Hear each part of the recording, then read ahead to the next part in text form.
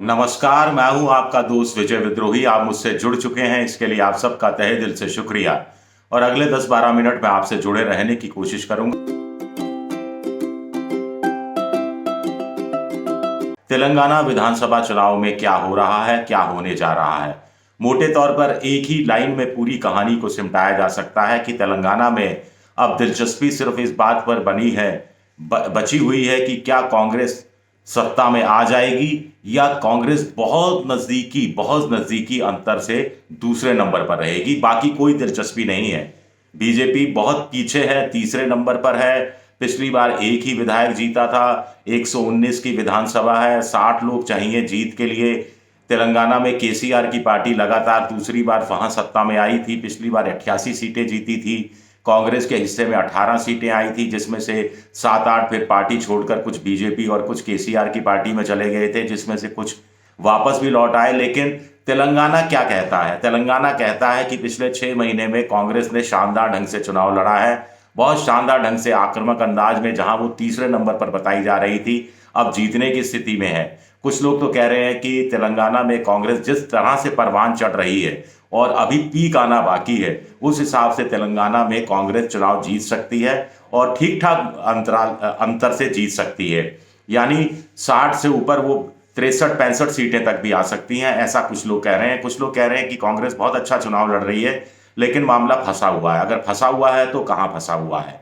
एक कहा जा रहा है कि इसमें खास बात है कि अभी जो सर्वे आए तमाम, उन सर्वे का निचोड़ निकाला जाए तो उसमें 40% ऑन एवरेज बताया जा रहा है कि टीआरएस केसीआर यानी बीआरएस उनकी पार्टी, बड़ा कंफ्यूजन है। पहले टीआरएस था, अब बीआरएस हो गया।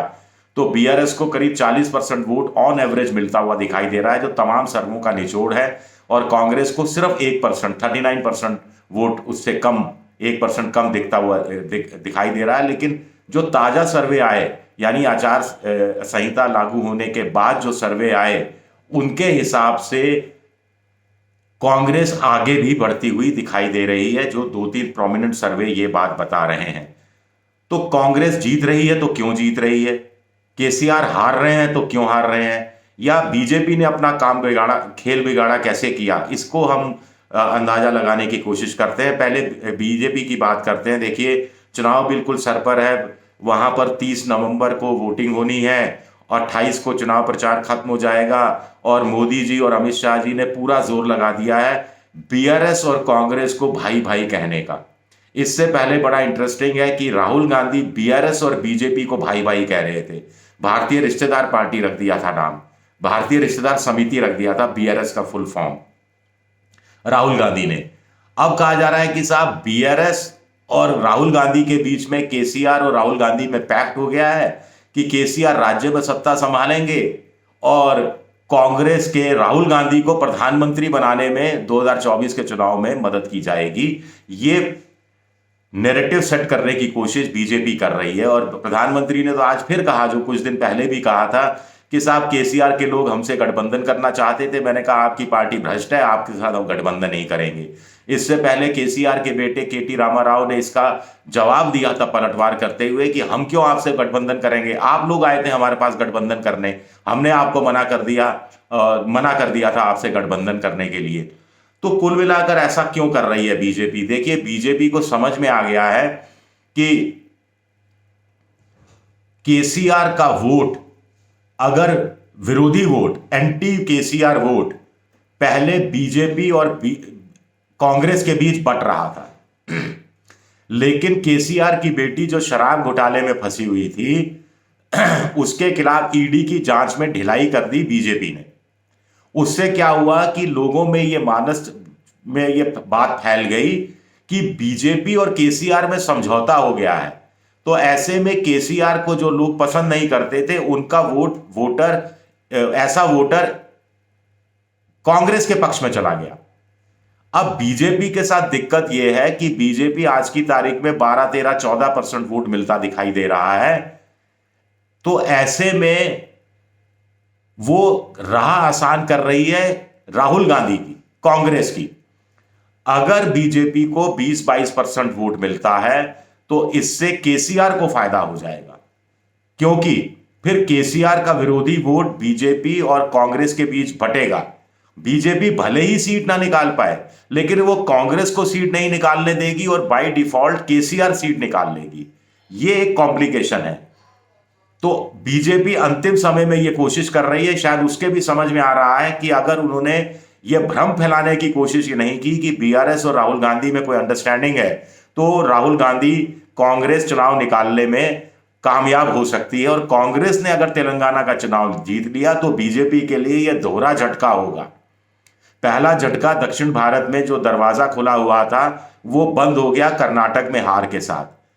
दूसरा, तेलंगाना में पिछली बार 4 लोकसभा की सीटें जीती थी और वहां पर भी अगर बीजेपी डिस्टेंट तीसरे नंबर पर आती है या कांग्रेस सत्ता में आती है तो बीजेपी के लिए वो 4 सीट भी दोहरा पाना मुश्किल हो जाएगा लोकसभा चुनाव में। और दक्षिण के अंदर कांग्रेस की स्थिति मजबूत हो जाएगी। तमिलनाडु में देखिए डीएमके के साथ कांग्रेस सत्ता में है, कर्नाटक में सत्ता में है, केरल में हर 5 साल बाद वो सत्ता में आती रहती है, हालांकि पिछली बार ये रिवाज बदला था। और तेलंगाना में अगर वो सत्ता में आ जाती है तो इसका प्रभाव दो तरीके से कांग्रेस के पक्ष में जाएगा।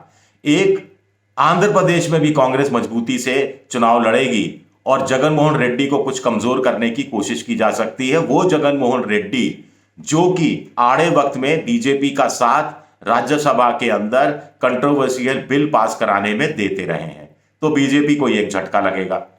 कांग्रेस के साथ सबसे बड़ी बात है कि अगर कांग्रेस तेलंगाना जीतती है तो उसके वोटर में नए सिरे से एक नया रिवाइवल आएगा, कार्यकर्ताओं में उत्साह आएगा, माफ कीजिएगा, कार्यकर्ताओं में उत्साह आएगा।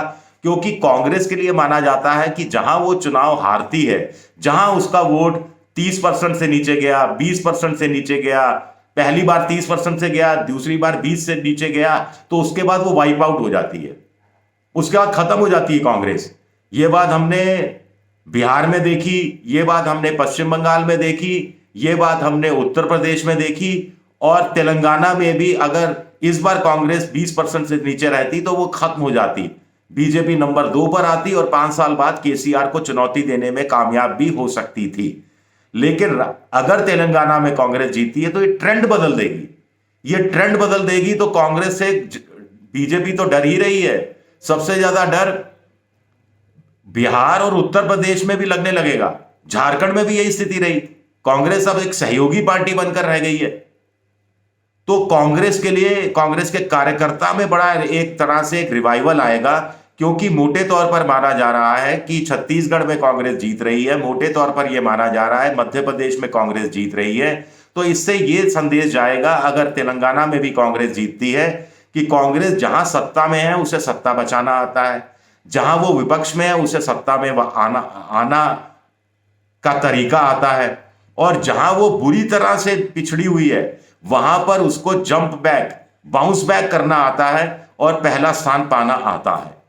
यानी कांग्रेस को चुनाव लड़ना आता है और जीतना भी आता है। यह धारणा अगर पूरे देश में चली गई तो कांग्रेस का प्रभुत्व इंडिया नाम का जो पॉलिटिकल फ्रंट है उसमें बढ़ जाएगा, उनकी क्रेडिबिलिटी थोड़ी सी बढ़ेगी, आत्मविश्वास बढ़ेगा। लोग अल्टरनेट के रूप में कांग्रेस को, राहुल गांधी को 2024 के लोकसभा चुनाव के संदर्भ में देखने लगेंगे और इसका एक बुरा प्रभाव स्वाभाविक तौर पर सत्तारूढ़ पार्टी यानी 10 साल से शासन में रही बीजेपी पर पड़ेगा, जो 2024 का, या मोदी जी पर पड़ेगा। तो कुल मिलाकर यह कहानी सामने आ रही है। इसीलिए तेलंगाना में कांग्रेस नहीं आए, यह सबसे बड़ी चुनौती बीजेपी के पास है। इस चुनौती में वो कितनी सफल हो पाएगी अंत समय में, उन्होंने तो, अमित शाह ने तो यह भी कह दिया, चाइना, कांग्रेस के जो एमएलए हैं चाइना माल की तरह है, चीन के माल की तरह है, जिनकी कोई गारंटी नहीं होती, कहीं भी जा सकते हैं। अब ये कितना फर्क पड़ेगा मतदाता के ऊपर, जबकि चुनाव बिल्कुल सर के ऊपर है, ये देखना दिलचस्प रहेगा। शुक्रिया मेरा ये वीडियो देखने के लिए। पसंद आए तो लाइक कीजिए, सब्सक्राइब कीजिए, शेयर कीजिए और घंटी जैसी आकृति बेल आइकन दबा दीजिए ताकि नया वीडियो आए तो तत्काल आपको जानकारी मिल जाए।